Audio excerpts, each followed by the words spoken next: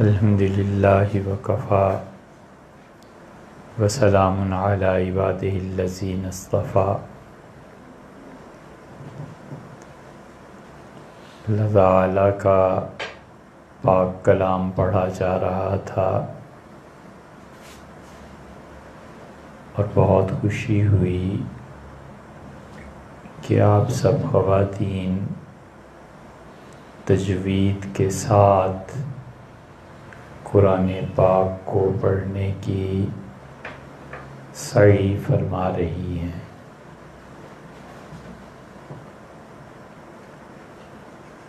حقیقت یہ ہے کہ اللہ نے ہمیں اس دنیا میں فقط ایک کام کے لیے بھیجا تھا اور وہ اللہ کی یاد ہے۔ اللہ تعالیٰ کو یاد کرنا، اس کا ذکر کرنا، اس کی کتاب کو پڑھنا، اس کی نافرمانی پر ندامت، اس کے انعامات پر شکریہ اور جذبہ محبت کے غلبے میں مسلسل اس کی تعریف،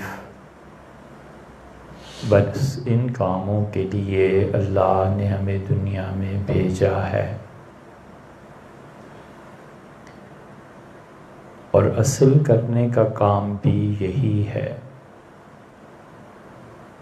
اور جو آدمی اپنے اصل کام میں مصروف رہتا ہے، پھر اس کے بعد دنیا کے باقی کام بھی اس ذکر کی روشنی میں اچھے ہوتے ہیں۔ اور جہاں پر خدا کے ذکر کی روشنی نہیں ہے، بس وہ اندھے کی ٹامک ٹوئیاں ہیں، کبھی لگ گئی اور کبھی نہ لگی۔ اسی لیے اللہ تعالیٰ فرماتے ہیں کہ لوگوں کو یہ بات معلوم ہونی چاہیے کہ بذکر اللہ تطمئن القلوب، کہ اللہ کی یاد سے ہی دلوں میں اطمینان آتا ہے۔ اور جب اللہ کی یاد نہ ہو اور دل مطمئن نہ ہو تو اس کے اطمینان کے لیے خارج کی دنیا سے ایندھن تلاش کرتا ہے۔ دل یاد سے معمور ہوگا تو اطمینان ملے گا۔ دل کی غذا اللہ کی یاد ہے، دل کا کھانا پینا وہ خدا کی یاد ہے۔ اور ایک آدمی اللہ کی یاد سے دل کو اطمینان نہ دے اور ادھر ادھر کی باقی مشاغل سے چاہے کہ دل مطمئن ہو جائے، تو یہ ایسے ہی ہے جیسے ایندھن، لکڑی، گیس، کوئی اور چیز جلانی تھی اور اب یہ نالائق کس کام میں لگ گیا کہ تنور کا پیٹ بھرنے کے لیے برف کے ڈلے ڈال رہا ہے۔ اس لیے جس انسان کو بھی ہمارے اس دور میں دو چیزوں کی فکر نہیں ہے تو وہ آدمی محض اپنی ضد سے مسلمان ہے، وگرنہ یہ شان مسلمان کی نہیں ہوتی۔ یہ ایک ترازو ہے اور آپ اور ہم سب مل کر اپنے آپ کو اس ترازو میں تولیں اور فکر کریں کہ اگر یہ تول میں پورا اترا تو اللہ کا 1000 بار شکر ادا کرنا چاہیے، اور اگر تول میں کمی ہے تو قبل اس کے کہ موت آ جائے ہمیں ان 2 چیزوں کی فکر کرنی چاہیے۔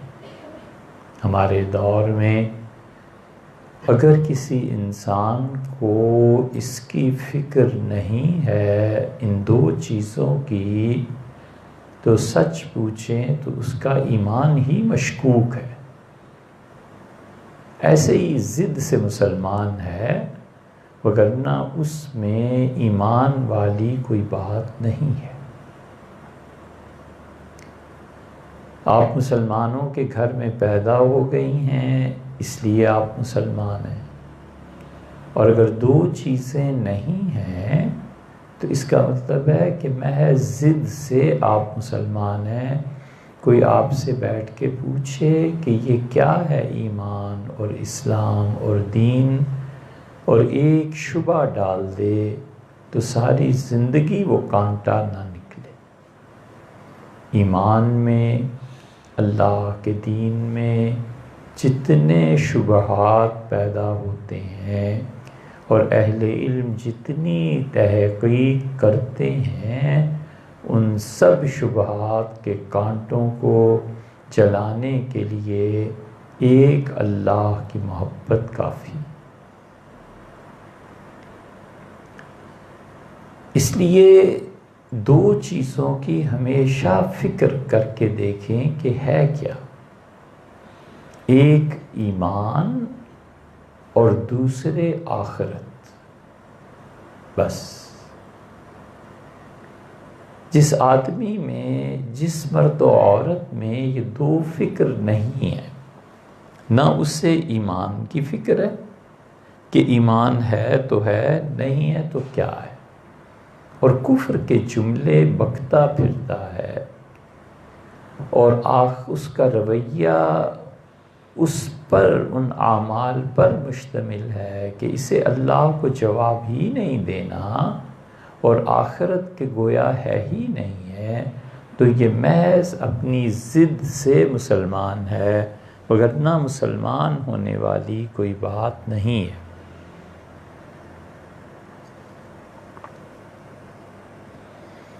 ایمان ہمارے دور میں صرف کالج اور یونیورسٹی میں نہیں، مدارس اور خانقاہوں میں بھی ایمان بچانا اور سلامت رکھنا بہت مشکل ہو گیا۔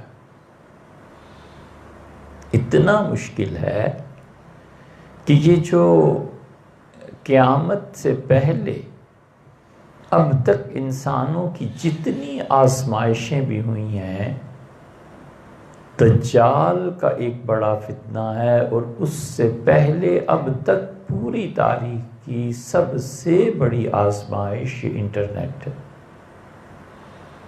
اس سے بڑی آزمائش اب تک دنیا میں نہیں آئی۔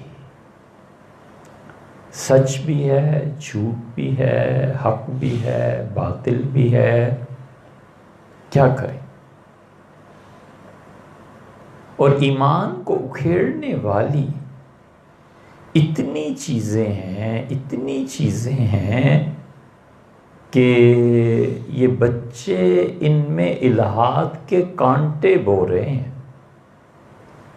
یہ انٹرنیٹ اور یہ کلپس اور یہ چیزیں، اور دوسری طرف اچھائی بھی ہے، وگرنہ جو لوگ اس وقت ایمان پہ ڈاکہ ڈالنے کے لیے ہیں اور اسلام کے خلاف ایسے سوالات آتے ہیں، ایسی سٹوریز آتی ہیں کہ دیکھ کے اور پڑھ کے اندازہ ہو جاتا ہے کہ اس شخص کے دل میں کم سے کم اللہ کا خوف ہے ہی نہیں، اور جب اللہ ہی کا خوف نہیں ہے تو قیامت میں کیا جواب دیں؟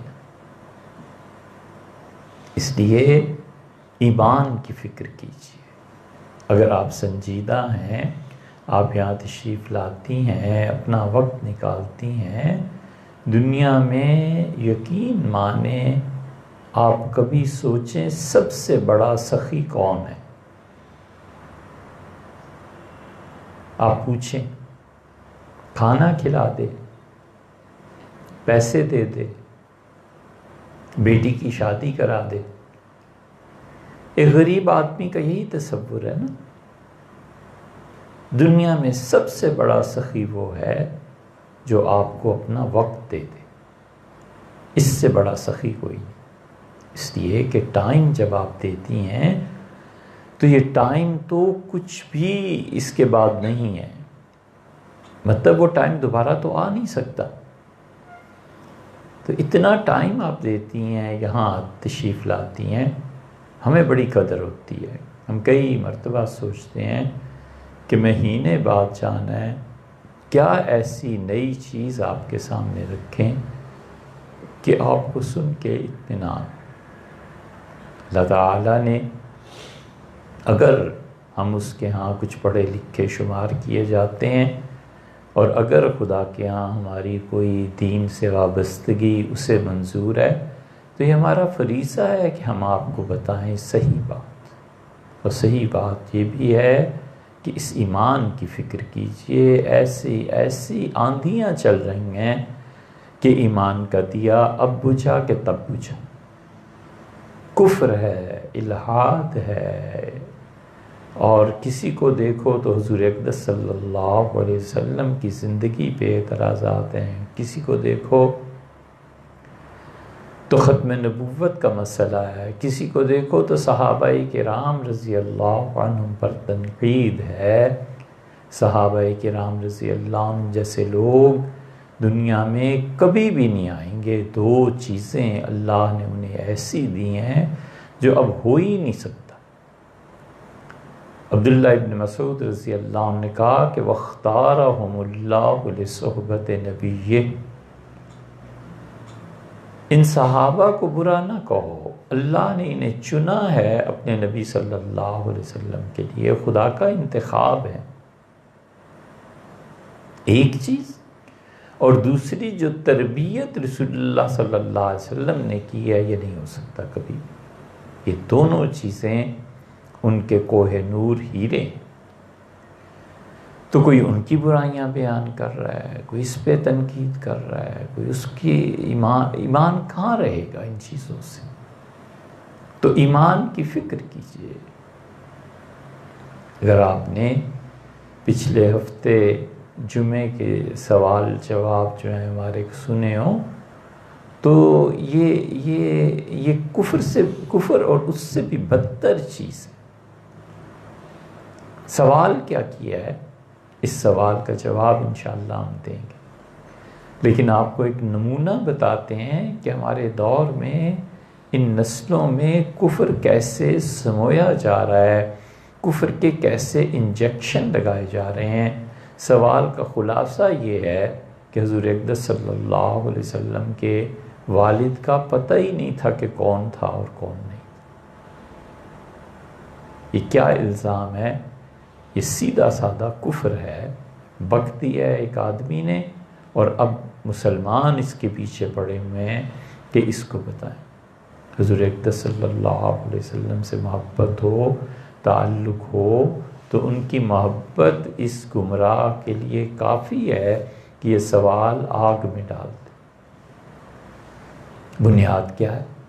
بنیاد یہ ہے کہ حضرت حمزہ رضی اللہ عنہ کی عمر کیا تھی۔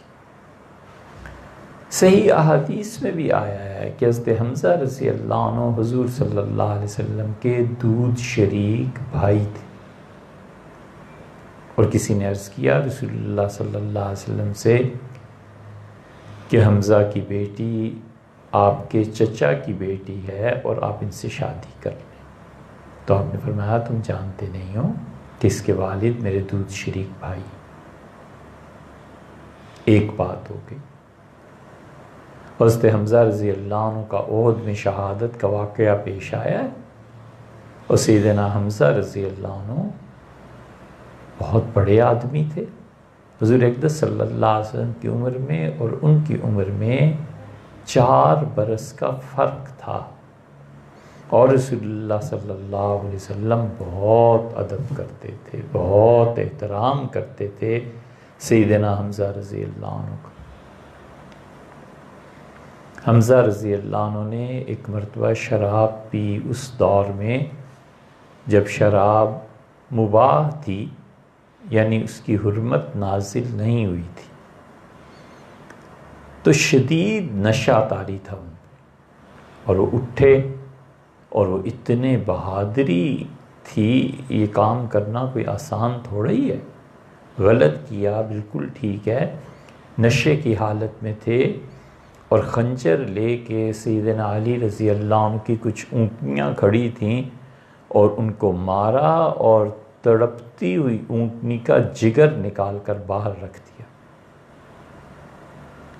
یہ ان اونٹنیوں کے ساتھ جب ہوا ہے تو سیدنا علی رضی اللہ عنہ نے شکایت کی حضور صلی اللہ علیہ وسلم سے کہ چچا نے یہ کیا ہے، اس لیے کہ حمزہ اور ابو طالب، عبداللہ، یہ سارے بھائی ہی تھے۔ تو سیدنا علی رضی اللہ عنہ کے والد، حضور اقدس صلی اللہ علیہ وسلم کے والد حمزہ، یہ تینوں سارے بھائی تھے۔ تو انہوں نے کہا اللہ کے رسول، چچا نے یہ کیا ہے، تو آپ سیدنا علی رضی اللہ عنہ کو لے کے چلے کہ حمزہ کو سمجھائیں۔ تو حمزہ رضی اللہ عنہ شدید نشے میں تھے، انہوں نے دیکھا رسول اللہ صلی اللہ علیہ وسلم کو اور کہا کہ تم تو ہمارے باپ کے غلام ہو، یعنی حضرت عبد المطلب کے متعلق کہا، دادا کے متعلق، اپنے والد کے متعلق۔ تو رسول اللہ صلی اللہ علیہ وسلم صورتحال اور اس کی نزاکت کو سمجھ گئے۔ یہ آدمی، یہ جملہ کوئی آدمی ہوش و حواس میں کہہ دے تو کافر ہو جائے، نشہ تھا، کہہ گئے یہ، اور نزاکت کو بھانپتے ہوئے حضور صلی اللہ علیہ وسلم نے سیدنا علی رضی اللہ عنہ کا ہاتھ پکڑا اور کہا واپس چلو، ہو گیا یہ۔ حمزہ کی عزت، احترام، تعلق بہت زیادہ تھا، اسی لیے حضور صلی اللہ علیہ وسلم نے کہا کہ تمہارا چچا تمہارے دادا سے جو درخت پھوٹا ہے نا، اسی کی ایک شاخ ہے۔ تو والد کا احترام بتایا اور چچا کا بھی احترام بتایا، خود بھی بہت کرتے تھے۔ تو سوال کی بنیاد یہ ہے کہ حضرت عبد المطلب اپنے بیٹے عبداللہ کا رشتہ کرنے گئے مدینہ منورہ، اور عبداللہ کی شادی انہوں نے آمنہ سے کی، اور آمنہ کی چھوٹی بہن انہیں اچھی لگی، اور عبد المطلب نے شادی اس سے کی۔ تو عبداللہ، ان کی بیوی ہوئی آمنہ، اور عبداللہ کے والد عبد المطلب کی بیوی ہوئی آمنہ کی چھوٹی بہن۔ یہ دونوں بہنیں دادا اور اس کے بعد بیٹے سے بیاہی گئی۔ پھر وہ کہتے ہیں کہ آمنہ مکہ مکرمہ تشریف لائیں، حضرت عبد المطلب بھی آئے، تو عبداللہ یہ بھی آئے۔ عبد المطلب کی اور عبداللہ کی شادی ایک دن ہوئی، تو عبد المطلب سے حمزہ پیدا ہوئے اور عبداللہ کا انتقال ہو گیا، اور رسول اللہ صلی اللہ علیہ وسلم حمزہ سے 4 سال کے بعد پیدا ہوئے۔ تو کہتے ہیں یہ عبداللہ کے ہاں تو ولادت 4 سال کے بعد ہوئی ہے، یہ 4 سال آمنہ کہاں رہی ہیں؟ اور پھر اس پہ اگلی بات لکھی ہے کہ اسی لیے آمنہ اس بچے کو دودھ نہیں پلاتی تھی، زمین پاؤں سے نکل جاتی ہے۔ یہ ساری سٹوری اگر مان لی جائے حضور اقدس صلی اللہ علیہ وسلم کے نسب مبارک پہ، یہ لانتی ہیں، یہ آج کل گردش کر رہے ہیں سوالات اور یہ سٹوریز، اور اس کا کون جواب دے اور کون اتنی تحقیق کرے یہ کفر ہے۔ یہ اس لیے بتا رہے ہیں کہ سیدنا عمر رضی اللہ عنہ کہتے تھے جو شخص شر کو نہیں نہ جانتا کسی دن اس کا شکار بھی ہو جاتا۔ آپ اس کفر کو نہیں جانتی، لیکن کسی دن یہ کفر کسی کافر کی طرف سے سامنے آیا تو آپ ہل جائیں گی۔ ہم نے اس لیے بتایا ہے کہ ہم اس کا جواب ریکارڈ کرائیں گے انشاءاللہ۔ یہ آج کل اس انٹرنیٹ کی اور کلپس کی حالت ہے۔ یہ سارا کفر اور الحاد پھیل رہا ہے کہ کسی طرح شکوک اور شبہات کے کانٹے بیجے جائیں، اور مشتمل کس پہ ہے؟ اللہ کے انکار پہ، اور اللہ کے انکار میں ہمیشہ تقدیر کی بحث چھیڑنا اور خیر اور شر کی بحث چھیڑنا۔ یہ جتنے منکرین ہیں اللہ کے ہمارے دور میں، یہ یا تقدیر پہ بحث شروع کر دیں گے یا خیر اور شر پہ بحث شروع کر دیں گے کہ خیر کیا ہے، شر کیا ہے، اتنا کچھ ہو رہا ہے، خدا کہاں ہے۔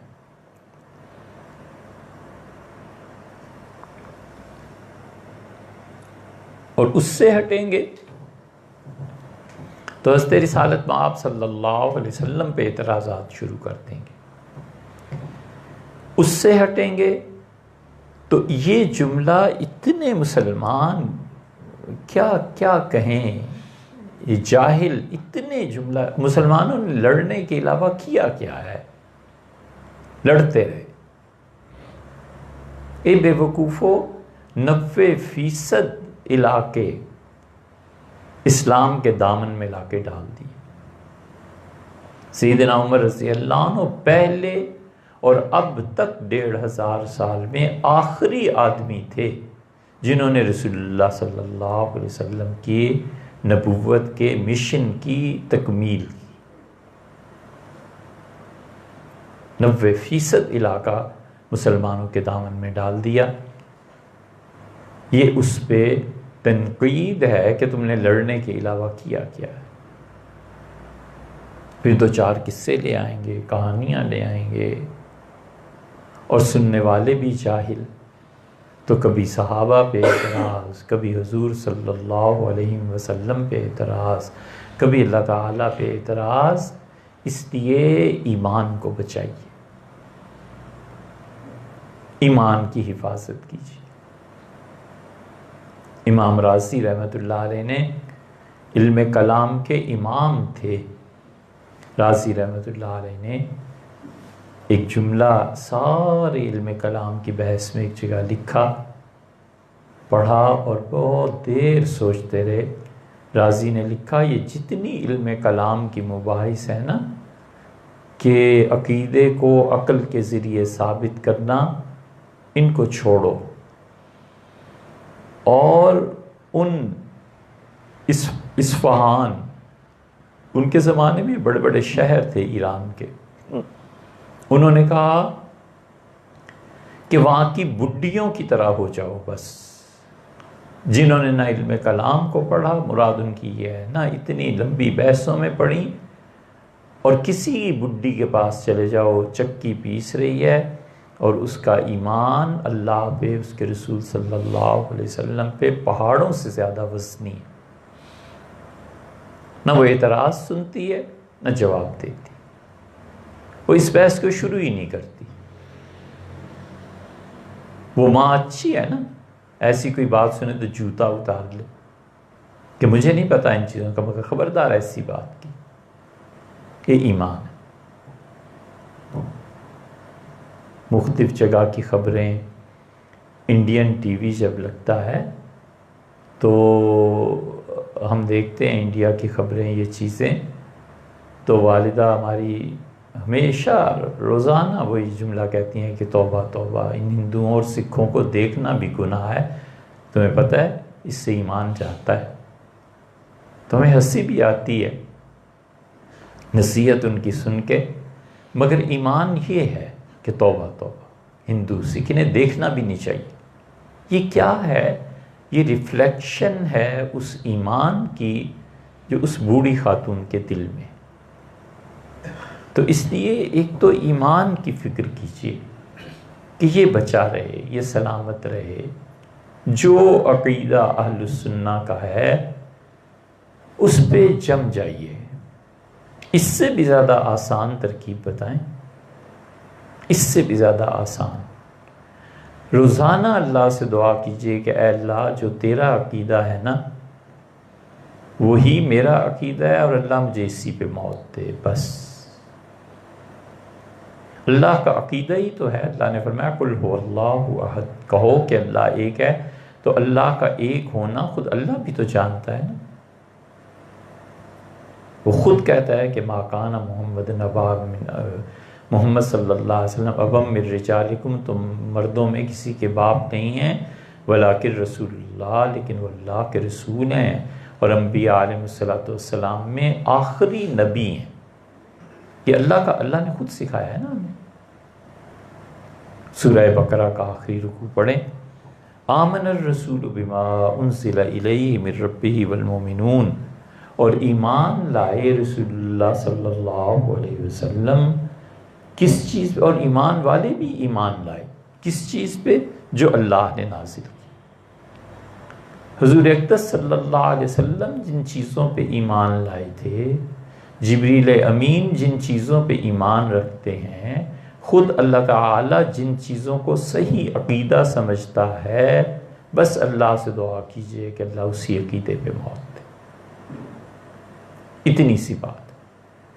ایک ہے ایمان کی کیفیت، پوری امت کے ایمان کی کیفیت حضور اقدس صلی اللہ علیہ وسلم کے ایک لمحے کے برابر نہیں ہو سکتی، مگر ایک ہے جن چیزوں پہ ایمان لانا ہے۔ آخرت ہے، تقدیر ہے، فرشتے ہیں، جنات ہیں، یہ اللہ تعالیٰ، اس کی ذات، اس کی صفات، اس کی صفات ثمانیہ، 8 صفتیں اللہ کی، علم، ارادہ، قدرت، سمع، بصر، کلام، تکوین، یہ سب اللہ کی صفات ہیں۔ دعا کیا کیجئے کہ اے رب جو تیرا عقیدہ ہے، جس کے ساتھ تو نے رسول اللہ صلی اللہ علیہ وسلم کو دنیا میں بھیجا ہے، اللہ میرا بھی وہی عقیدہ ہے، اور اللہ میں اس پہ موت بھی چاہتی ہوں۔ بہت آسان ہے۔ اس لیے ہمارے زمانے میں جس کو ایمان کی فکر نہیں نا، یہ بس مسلمانوں کے گھر چکے پیدا ہوئے، اس سے ضد ہے، وگرنہ اسے کچھ نہیں پتا۔ اور دوسری چیز، جس کی فکر اگر نہیں ہے تو یہ شخص پتہ نہیں کیسا مسلمان ہے، اور وہ آخرت اللہ کے سامنے جواب دینا۔ ہم اپنے ہر قول، فعل، عمل اللہ کے سامنے جواب دینا۔ ایک لفظ بھی ضرورت سے زیادہ بولا تو اللہ کے یہاں جواب دینا ہے، بالکل چھنی چھنائی بات کرے۔ ہمارے اساتذہ ایسے جملے بولتے تھے، ہمیں حیرت ہوتی تھی کہ ان کا جملہ ایک لفظ تبدیل نہیں ہو سکتا تھا کہ اس کی جگہ یہ کر دیں تو کیا معنی بنے گے۔ خدا کا خوف تھا۔ اسی لیے کہتے ہیں کہ سیدنا ابو بکر یا عمر رضی اللہ عنہ نے کہا، ہمیں نہیں معلوم کس نے کہا، لیکن جس نے بھی کہا کمال کی بات کہی۔ انہوں نے کہا جتنی اللہ کی معرفت بڑھتی ہے زبان اتنی گونگی ہو جاتی ہے۔ صبر کیا ہے؟ صبر نام ہے کسی شخص کا اللہ کے ساتھ اتنا تعلق ہو جائے، اللہ کی یاد اتنی غالب آ جائے کہ لوگوں کی تعریف اور گالیاں دونوں برابر ہو جائیں۔ بس کوئی تعریف کرتا ہے کرے، گالیاں دیتا ہے دے لے، اس کا دل کلیجہ ٹھنڈا ہو جائے، مجھے اللہ ہی سے فرصت نہیں۔ اللہ کا تعلق اتنا غالب آ جائے کہ مخلوق کی شکایت مٹ جائے، یہ ہے صبر۔ مگر یہ صبر جب پڑتا ہے نا تو جڑ اکھیڑ دیتا ہے۔ کبھی ایسا کام نہ کرے کہ دوسرے کو صبر کرنا پڑ جائے۔ اطاعت اور چیز ہے، ظلم اور چیز ہے۔ اس لیے آخرت کی اگر کسی کو فکر نہیں ہمارے اس دور میں، اس کا مطلب ہے اپنے ایمان میں سنجیدہ نہیں ہے۔ یہ آخرت کی فکر اتنی زیادہ تھی ان بڑے لوگوں میں. حضرت عمر رضی اللہ عنہ یہ تارکول اور سیاہ تیل لے کے زکوٰۃ کے اونٹوں کے جسم پر مل رہے تھے. ایک صحابی رضی اللہ عنہ اس موقع پہ پہنچے. ان کا امیر المومنین یہ کیا؟ چادر باندھ کے اور گندا تیل خارش زدہ اونٹوں کی جلد پہ آپ مل رہے ہیں. نوکر تھوڑے ہیں آپ کسی کو کہہ دیتے، کسی غلام کو لگا دیتے، آپ امیر المومنین ہو کے. فرمایا تمہیں پتہ نہیں یہ بیت المال کے اونٹ ہیں زکوٰۃ کے، اور اگر ان کو خارش کی وجہ سے کچھ ہو گیا تو اللہ مجھ سے پوچھے گا کہ مسلمانوں کا پیسہ کیوں ضائع کر دی. یہ حال ہے. قیامت فکر ہے نا کہ اللہ کو جواب دینا ہے. اس لیے یہ دونوں چیزیں ایسی ہیں، ایک آخرت کی فکر اور ایک ایمان. بس ان دو چیزوں کو بچانا چاہیے ہر قیمت. ان دونوں چیزوں کی حفاظت تین چیزیں کرتی ہیں. یہ بالکل چھنی چھنائی بات آپ کے سامنے رکھتے ہیں.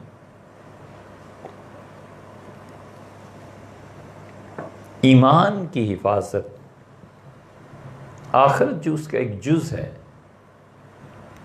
ہمیشہ تین چیزیں کرتی ہیں. یا تو ان چیزوں کی حفاظت کرتا ہے علم، آدمی پڑھا لکھا ہو، ایمان میں خلل ڈالنے والے جتنے سوال و جواب ہیں سب کو ہینڈل کر سکے.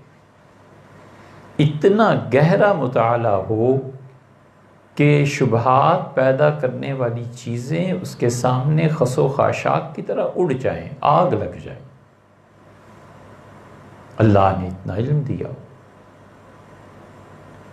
یہ جو گمراہ کن سوالات ہیں، ایک اور گمراہ نے سوال لکھ کے ہمیں بھیجا کہ قرآن کہتا ہے کہ سبحان الذی اسریٰ بعبدہ لیلا من المسجد الحرام الی المسجد الاقصی. پاک ہے ہر عیب سے اللہ کی ذات جو اپنے بندے کو راتوں رات مسجد حرام سے مسجد اقصی لے گئی. انہوں نے لکھا ہے ہمیں کہ 300 سال بعد مسجد اقصی بنی ہے. اس وقت مسجد اقصی تھی ہی نہیں. یہ قرآن جو کہتا ہے یہ جھوٹ ہے. یہ حالت ہے. یہ سوالات ایمان کو نہیں کھیڑتے تو کیا قرآن اگر قابل اعتماد نہیں رہا تو پھر رہ کیا گیا؟ اس لیے یا تو علم ہونا چاہیے اتنا پختہ، اتنا گہرا. یہ اہل علم کی مجلس میں آتا ہے.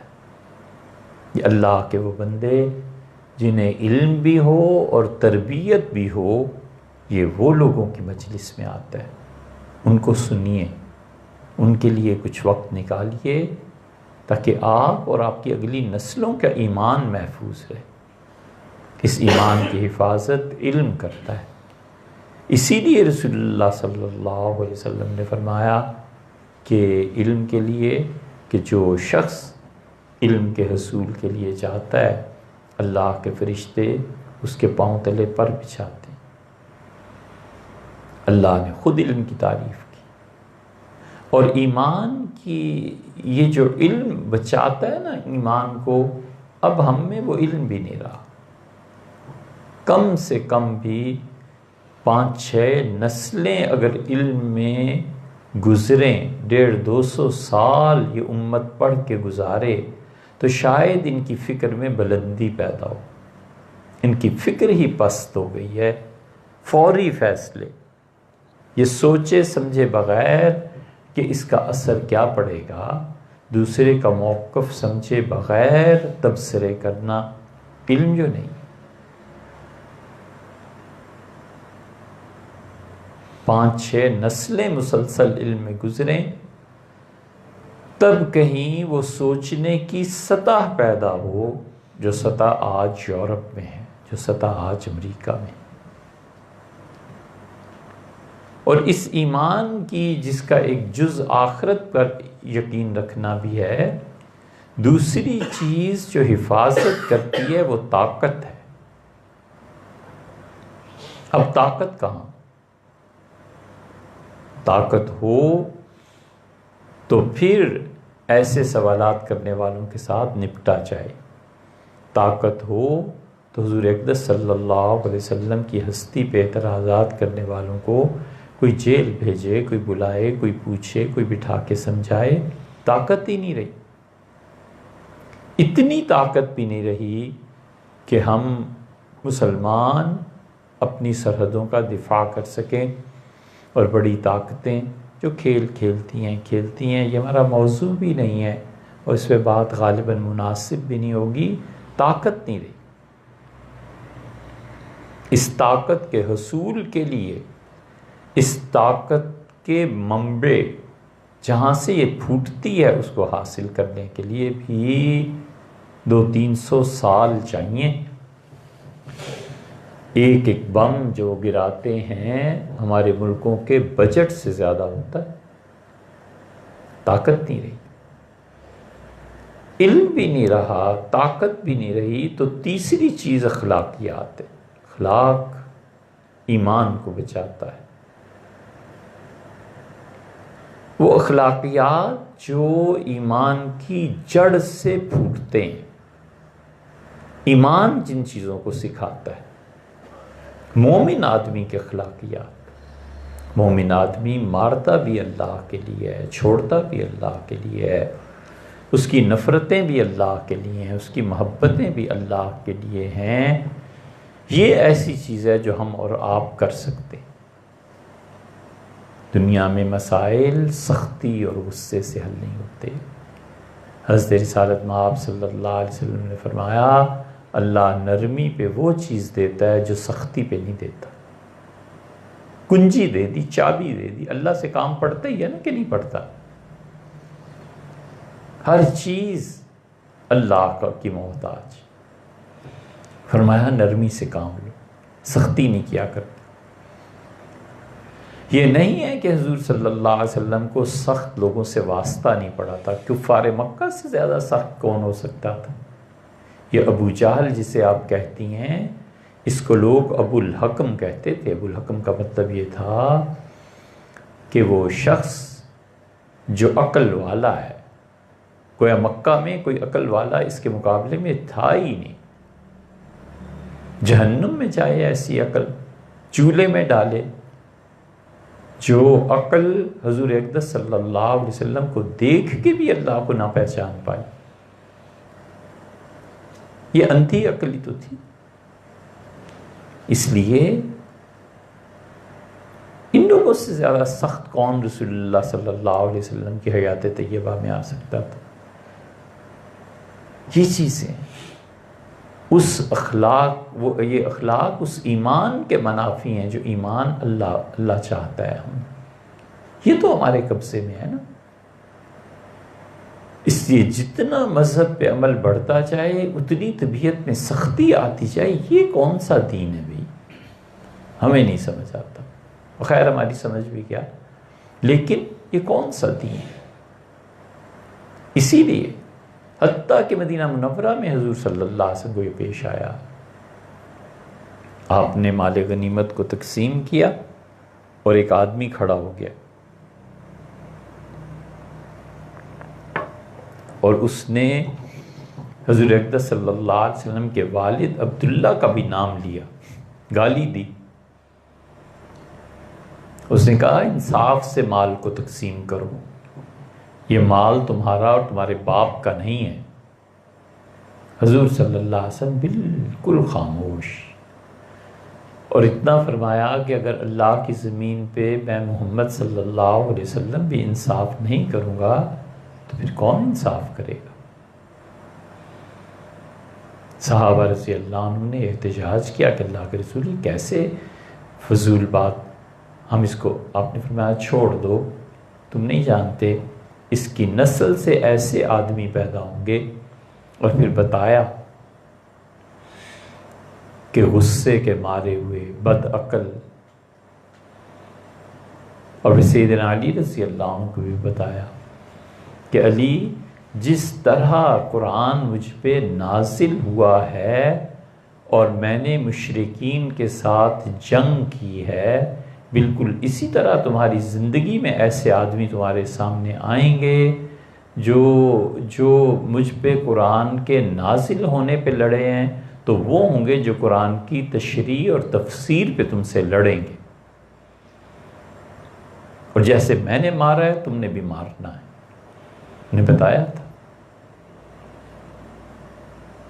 یہی نسلیں عقل کھرے وہابی، ایسے بدتمیز کہ اس امت میں جتنے بڑے بڑے لوگ گزرے ان پہ کفر کے فتوے، انہیں مشرک قرار دینا، اہل سنہ کا قتل کرنا، اب تک یہ جاری۔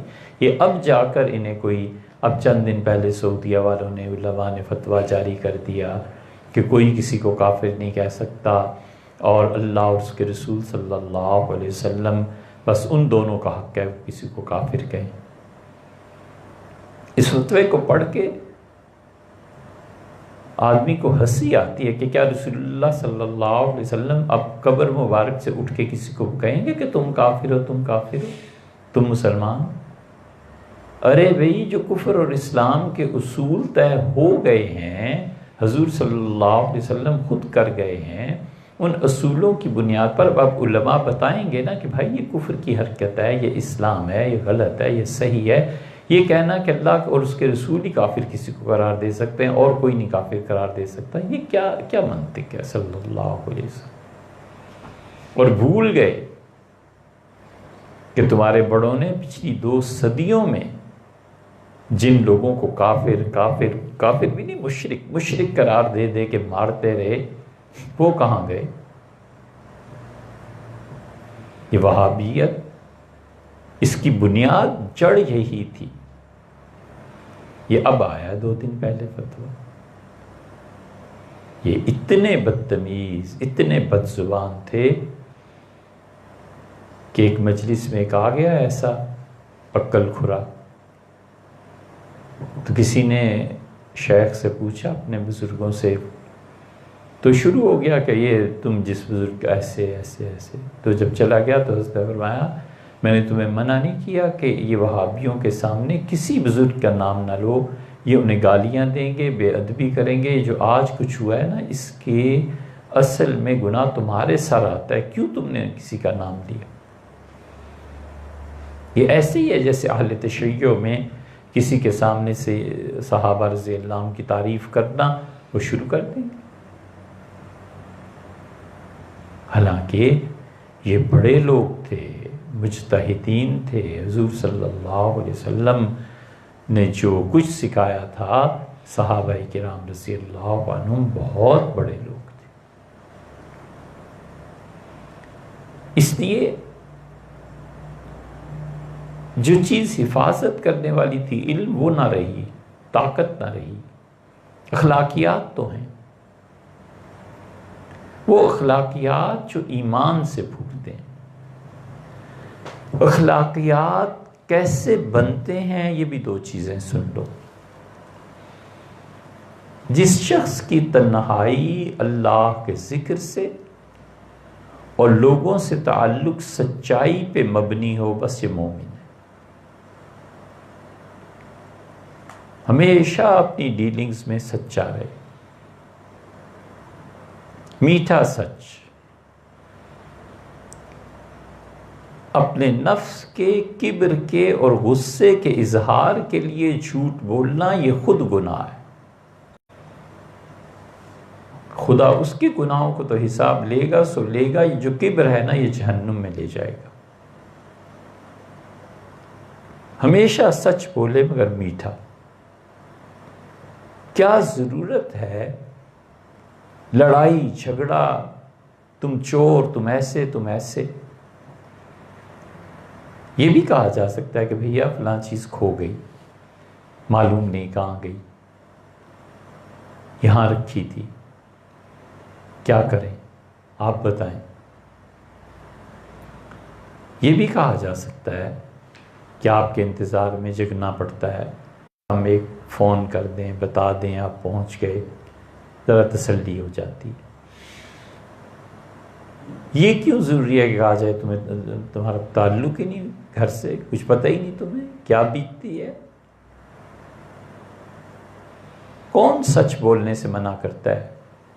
شریعت یہ کہتی ہے کہ سچ کہنا اخلاقیات سے، انسانیت سے، ہمیشہ ڈیلنگز میں سچائی، ادب، احترام، چھوٹے بڑے کی تمیز، رشتہ داری، یہ سب چیزیں قائم رکھے سچائی کے ساتھ، اور تنہائی میں اللہ کو یاد کرنا۔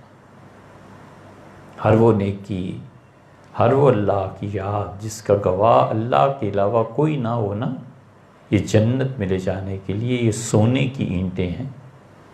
یہ خالص سرخ سونا ہے، وہ نیکی کرے جس کا گواہ اللہ کے علاوہ کوئی نہ ہو۔ یہ کام ہے جو جنت میں لے جانے والے۔ اس لیے فکر کرنی چاہیے عاقبت کی، آخرت کی۔ بڑے لوگ ہیں، اہل علم ہیں، ان کی مباحث ہیں، کتابوں میں لکھی ہوئی ہیں۔ کتنے بڑے بڑے لوگ تھے، اختلافات ہوتے تھے علمی طور پہ نا، لیکن کیا مجال ہے کہ ایک لفظ ادھر سے ادھر کر لیں۔ سیدنا عمر رضی اللہ عنہ ہمیشہ حج افراد کو افضل مانتے تھے۔ آپ کو معلوم ہی ہے حج کی 3 قسمیں ہیں۔ ایک حج ایسے ہوتا ہے جس میں صرف حج ہوتا ہے، عمرہ نہیں کرتے، افراد اسے کہتے ہیں۔ اور ایک ہوتا ہے تمتع۔ تمتع کا مطلب یہ ہے کہ عمرہ کیا جا کے احرام کھول دیا، پھر حج کر لیا۔ اور تیسرا ہوتا ہے قران۔ قران کا مطلب یہ ہے کہ جا کے عمرہ کیا اور احرام نہیں کھولا، پھر اسی احرام میں حج کر لیا۔ سیدنا عمر رضی اللہ عنہ کا مسلک تھا، وہ کہتے تھے کہ افراد سب سے افضل ہے، حج افراد۔ اور وہ کہتے تھے کہ تمتع مت کرو، عمرے کے لیے الگ آؤ اللہ کے حضور، حج کے لیے الگ آؤ، 2 سفر کرو۔ سیدنا علی رضی اللہ عنہ کہتے تھے قران کرو۔ قران کا مطلب ہے ایک احرام باندھو، عمرہ کرو، پھر ٹھہرے رہو حتیٰ کہ حج کا موسم آ جائے تو حج کرو۔ سیدنا عمر رضی اللہ عنہ نے کہا کہ لوگوں حج کرو، میں تمتع کی اجازت نہیں دیتا۔ صحابہ کرام رضی اللہ عنہ کے ہاں کبھی کبھی قران کے لیے بھی تمتع کا لفظ استعمال ہوتا ہے۔ حضرت عثمان رضی اللہ عنہ کا دور آیا، انہوں نے اسی پالیسی کو قائم رکھا اور کہا خلافت میں حج ہوگا اور حج افراد ہوگا۔ سیدنا علی رضی اللہ عنہ اٹھے، انہوں نے کہا ہم نے رسول اللہ صلی اللہ علیہ وسلم کے ساتھ قران کا احرام باندھا تھا اور ہم نے حج اور عمرہ ایک ہی احرام میں کیا تھا، اب ایک شخص اٹھتا ہے اور کہتا ہے کہ تمتع نہیں ہوگا، میں کیسے اس کی بات مانوں؟ سیدنا علی رضی اللہ عنہ اپنے دوستوں کے ساتھ قران کے لیے چلے اور آئے امیر المومنین عثمان رضی اللہ عنہ کے پاس اور کہا امیر المومنین کیسے آپ کہتے ہیں کہ تمتع ہی ہوگا؟ انہوں نے کہا جو عمر نے کہا ہے میں وہی کہتا ہوں۔ انہوں نے کہا بس ٹھیک ہے، انہوں نے کہا ہے لیکن حضرت قران۔ حضرت عثمان رضی اللہ عنہ نے بحث کے آخر پہ فرمایا اچھا علی چھوڑ دو مجھے۔ ان کا حضرت کیسے آپ کو چھوڑ دیں، یہ تو علمی بحث ہے، میں تو نہیں چھوڑوں گا، قران کیجئے، قران کا حکم ارشاد فرمائیے۔ یہ حج ہے، سارے مسلمانوں نے کرنا، خدا کی عبادت ہے، بحث ہے، ایک دوسرے کے ساتھ دلائل کی بنیاد پر اختلاف ہے، لیکن کوئی بد اخلاقی نہیں ہے، کچھ نہیں۔ ہمارے ہاں یہ کلچر ہی پیدا نہیں ہوا کہ ہم بیٹھ کے گفتگو کر سکیں، ہمارے یہاں یہ کلچر ہی پیدا نہیں ہوا۔ خاندانی سطح پہ، انفرادی سطح پہ، مملکت کی سطح پہ کلچر ہی پیدا نہیں ہوا۔ ایک سے ایک بڑا جھوٹا، یہ پورے میڈیا میں کل آیا ہوا تھا، شاہ محمود قریشی نے جھوٹ بولا کہ امریکن پریزیڈنٹ سے ملاقات کی، انہوں نے صاف تردید کر دی، ان کا صرف ہاتھ ملایا ہے، دنیا بھر میں جیسے لوگ ہاتھ ملاتے ہیں کوئی ملاقات نہیں ہوئی۔ یہ اس درجے کے لوگ جھوٹ بولتے ہیں. آپ اللہ بتائیں اخلاقیات کہاں گئے؟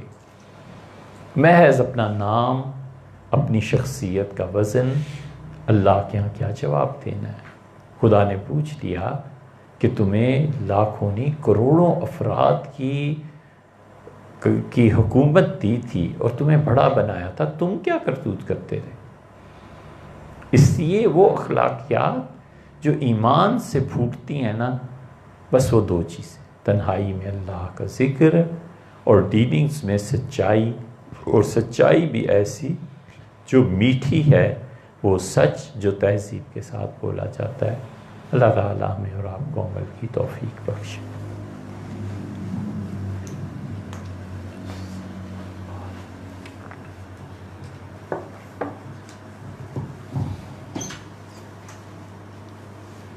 یہ اب لے آنا کہیں غامدی صاحب نے ایسی ترتیب سے بات کی.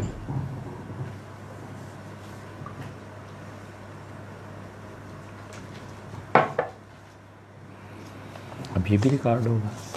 اچھا.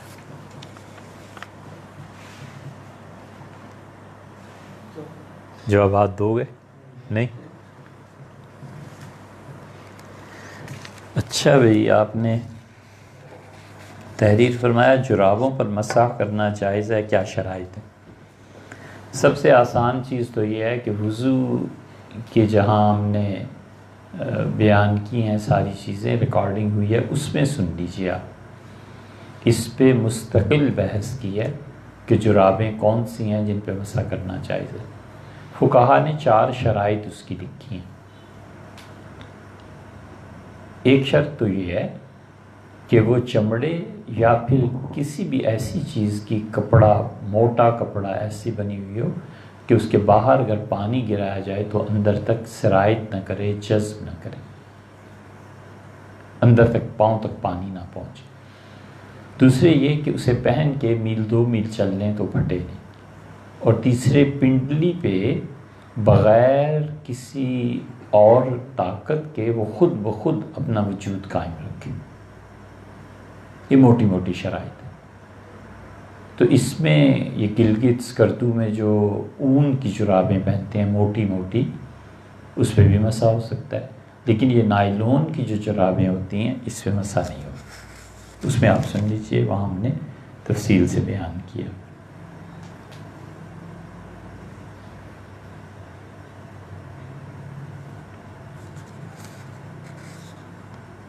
یہ جو حج کے متعلق مسئلہ آپ نے دریافت کیا ہے، اسے انشاءاللہ ہم ریکارڈ کرا دیں گے، یا آئندہ حاضر ہوئے تو پھر بتا دیں. قرآن کریم کی ایسی آیات جو دعائیاں ہیں پڑھیں تو کیا ہر دفعہ دعا کی طرح ہاتھ اٹھانے کی ضرورت ہے، یا اس کے بغیر بھی پڑھ سکتی ہیں؟ دعا میں ہاتھ اٹھانا تو دعا کے آداب میں سے ہے، دعا کا ادب ہے. باقی نہ ہاتھ اٹھائے آدمی، کبھی مجبوری ہوتی ہے، کبھی کوئی موقع ایسا نہیں ہوتا، کبھی آدمی دل میں دعا مانگ رہا، زبان سے پڑھ رہی ہیں آپ اور ہاتھ اٹھانے کا کوئی موقع نہیں ہے تو مت اٹھائیے، ایسے مانگ لیجیے اللہ تعالیٰ سے.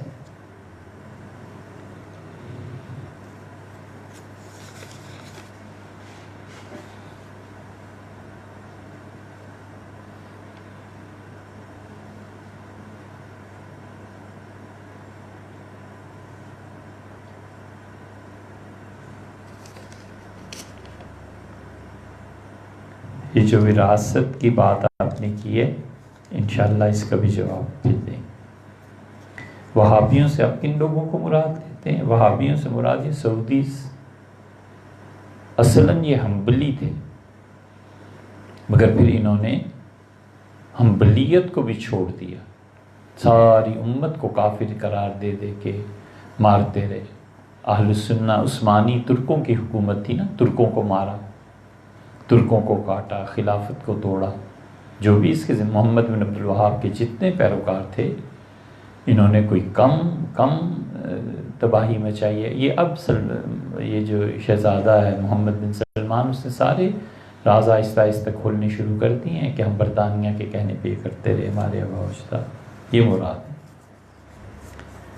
ولایت علی کا کیا معاملہ ہے؟ ولایت علی کا خلاصہ یہ ہے کہ سیدنا علی رضی اللہ عنہ صحابہ کرام رضی اللہ عنہ میں سب سے افضل تھے، وہ یہ مانتے ہیں ایک گروہ، اور یہ ہمارے نزدیک عقیدے کی بدعت ہے، کفر نہیں ہے۔ اگر کوئی آدمی سیدنا علی رضی اللہ عنہ کو سارے صحابہ کرام رضی اللہ عنہ سے افضل مانتا ہے تو یہ عقیدے کی بدعت میں پڑ جائے گا، کیونکہ ہمارے نزدیک سب سے افضل سیدنا ابو بکر رضی اللہ عنہ ہیں، پھر عمر، عثمان اور علی رضی اللہ عنہ۔ جیسے ان کی خلافت کی ترتیب ہے ویسے ہی ان کی افضلیت کی بھی ترتیب ہے۔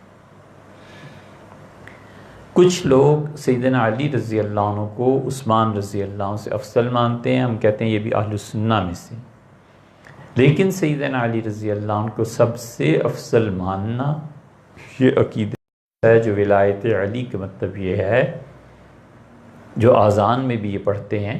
خیر آذان میں جو اضافہ ہوا ہے، متأخرین شیعہ جو ہیں انہوں نے خود اس کو رد کیا ہے، کنڈم کیا ہے انہوں نے۔ ان کا یہ بالکل گمراہی ہے کہ آذان میں علی ولی اللہ کہا جائے۔ جو بعد والے شیعہ ہیں ان کا یہ آذان میں تم لوگوں نے اپنے پاس سے اضافہ کیا، یہ نہیں ہونا چاہیے۔ اب کا تو پتہ نہیں، مگر چند برس پہلے تہران ریڈیو سے جو آذان نشر ہوتی تھی انہوں نے بھی اسے ہٹا دیا تھا، کیونکہ وہ بھی یہی کہتے تھے کہ بدعت ہے جو آذان میں شامل کی گئی ہے۔ پھر ایک گروہ ایسا ہے جس کے نزدیک ولایت علی رضی اللہ عنہ کا مطلب یہ ہے کہ سیدنا علی رضی اللہ عنہ سب سے پہلے خلیفہ ہونے چاہیے تھے اور خلافت ان سے چھینی گئی، غصب کی گئی۔ یہ وہ نظریہ ہے جو آدمی کو کفر تک پہنچاتا ہے۔ اس کا مطلب یہ ہوا کہ صحابہ کرام رضی اللہ عنہ سارے کے سارے اس غصب اور ظلم کو دیکھتے رہے اور کوئی اٹھا ہی نہیں، والعیاذ باللہ۔ تو رسول اللہ صلی اللہ علیہ وسلم کی تربیت کہاں گئی؟ یہ وہ نظریہ ہے جو کفر تک پہنچاتا ہے۔ نقلی دانت جو لگائے جاتے ہیں دن کو اور رات کو نکال لیے جاتے ہیں، تو دن میں وضو کرتے وقت بھی نکالے جائیں گے؟ نہیں، بس منہ میں پانی ڈال کے کلی کر لینا کافی۔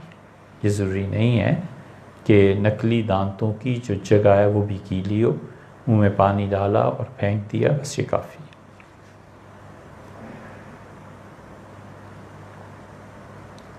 یہ جو جملے آپ نے تحریر فرمایا کہ چوری کرنے والا اور دیکھنے والا برابر ہے، اسی طرح کے باقی جملے، تو ایسے نہیں ہیں۔ یہ ڈرانے کو کہتے ہیں، سمجھانے کو کہتے ہیں، حقیقت میں ایسے نہیں ہے۔ یہ کیسے ممکن ہے کہ ایک آدمی ایک فعل کر رہا ہے اور وہ اور جو اس کو دیکھ رہا ہے یہ دونوں برابر ہو جائیں؟ ایسے ہے کہ گناہ کا تذکرہ اور گناہ کی باتیں اصل گناہ سے زیادہ مزہ رکھتی ہیں۔ یہ اصول کی بات ہے کہ گناہ جو کر رہا ہوتا ہے وہ اتنا گناہ سے محظوظ نہیں ہوتا جتنا اس پہ ڈسکشن کرنے والے اور اس کو بیان کرنے والے اس سے لطف اٹھاتے ہیں۔ فرق ہے بڑا، دونوں میں فرق ہے۔ اللہ کے نزدیک وہ زیادہ گناہ گار ہو جاتے ہیں جو گناہوں کے تذکرے کر کر کے مزے لیتے ہیں بنسبت اس کے جو کر رہا ہے، لیکن قانون کی سطح پہ، قاضی کی سطح پہ جو گناہ کر رہا ہے تعزیر یا حد اسی پہ جاری کی جائے گی، دیکھنے والے پہ کیوں جاری کی جائے گی؟ یا حد جاری کرنی ہے تو اسی پہ کی جائے گی۔ یہ جملے اسی طرح سے ہیں جیسے آپ دیکھتی ہیں کہ حضور صلی اللہ علیہ وسلم نے اس نے ارشاد فرمایا کہ تم میں سے جو رشتہ داری کو قائم نہیں کرتا وہ جنت میں نہیں جائے گا، جو چغلی کھاتا ہے وہ جنت میں نہیں جائے گا۔ یہ زبان جو اتنی سخت ہے، یہ شدید استعمال کی جاتی ہے، یہ سمجھانے کے واسطے ہوتی ہے، ڈرانے کے واسطے ہوتی ہے، قانونی زبان نہیں ہوتی، وہ اور چیز ہے۔